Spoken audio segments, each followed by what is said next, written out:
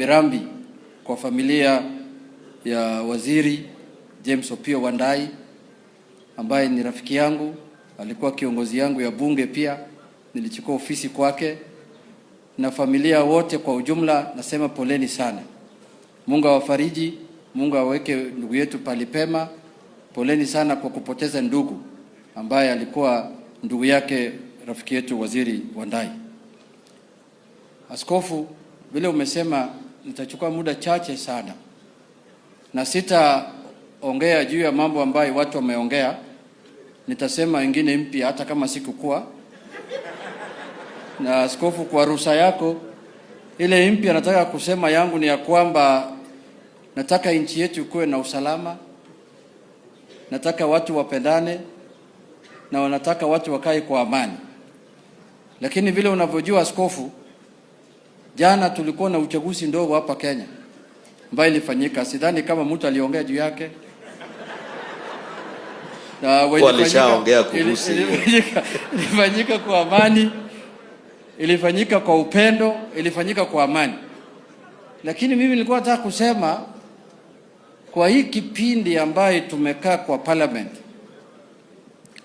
hii uchaguzi ambayo ilifanyika jana haikuwa ya kwanza. Tulipoteza wabunge karibu 4 ama 5. Na by elections wengine walikuwa nullified kwa kotini. Na zote zilifanyika kwa amani. Na zote watu walishinda. Na kila mtu alitangazwa mshindi hapa Kenya. Hapa Homa Bay karibu na Migori tulikuwa na Kasipul. Tulifanya uchaguzi kwa amani na chama yangu ya ODM ilishinda. Huko Mbeere kulikuwa na uchaguzi, sijui kitu gani ilifanyika kwa amani, chama ya UDA pia ilishinda. Sasa hata kama tunasherekea, tusherekee kwa amani, kwa sababu sisi pia tulisherekea kwa amani wakati yetu.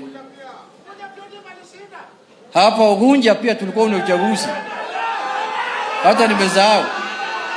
Hapa Ugunja tulikuwa na uchaguzi na chama yangu ODM pia ilishinda, na tumefanya kwa amani.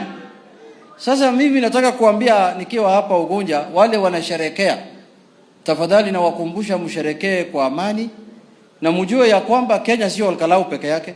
Kenya ni kubwa. Hii uchaguzi inakuja ya 2027, watu wanachaguliwa Kenya mzima. Usifikiri inachaguliwa kwa kijiji yako peke yake. Sasa wewe unapiga kelele, unafikiri uchaguzi ya rais inapigwa kwa kijiji moja. Uchaguzi ya rais inapigwa kwa kijiji yote, na watu wa Kenya yote watashirikiana. Jambo la mwisho askofu, party leader wangu iko hapa, Dr. Oburu Oginga. Na party leader ni moja, hakuna party leader 2 ama 3, hakuna duplicate.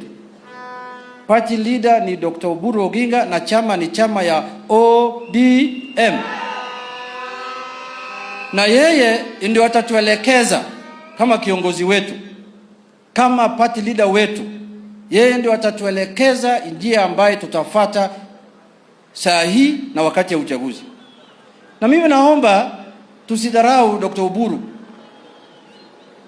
Tupatie Dr. Oburu heshima yake, kwa sababu yeye is the most senior politician in parliament today. Yeye ndio anafanya term ya 7. Sisi wote kama vijana tunaomba Mungu atufikishe hiyo umri yake, na hatujui kama Mungu atatufikisha. Hii ni baraka kubwa sana ambayo Mungu ametupatia. Na kuna wengine wanataka wakue kama kiongozi wetu ambaye alituacha baba Raila Omolo Odinga kwa muda ya mwezi 2, mwezi 3. Huwezi kuwa Raila kwa mwezi 3 jameni.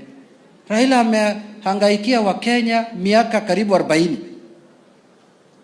Raila alikuwa amefungwa miaka 9. Wewe hata hujakaa jela mwezi 3.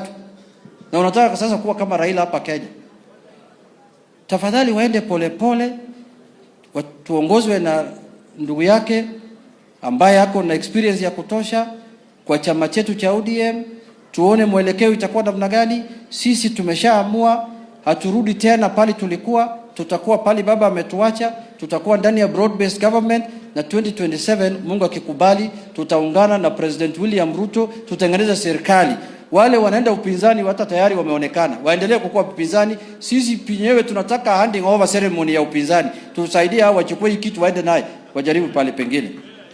Ya mwisho, askofu, sisi ni watu yako, na sisi tunataka utuombee sana ili Mungu atuelekeze. Wanasiasa shida yao wanakumbuka Mungu tu wakati ya uchaguzi, akipita anasahau. Lakini sasa nyinyi pia kuna wengine wanapiga sisi viboko kali. Sitaki kuongea hapo sasa, tuache tu hapo hapo. Nimeshaongea na askofu, wataona vile atafanya. Asanteni sana, Mungu awabariki. Nataka kualika speaker akuje asalimie nyinyi. Asante. Na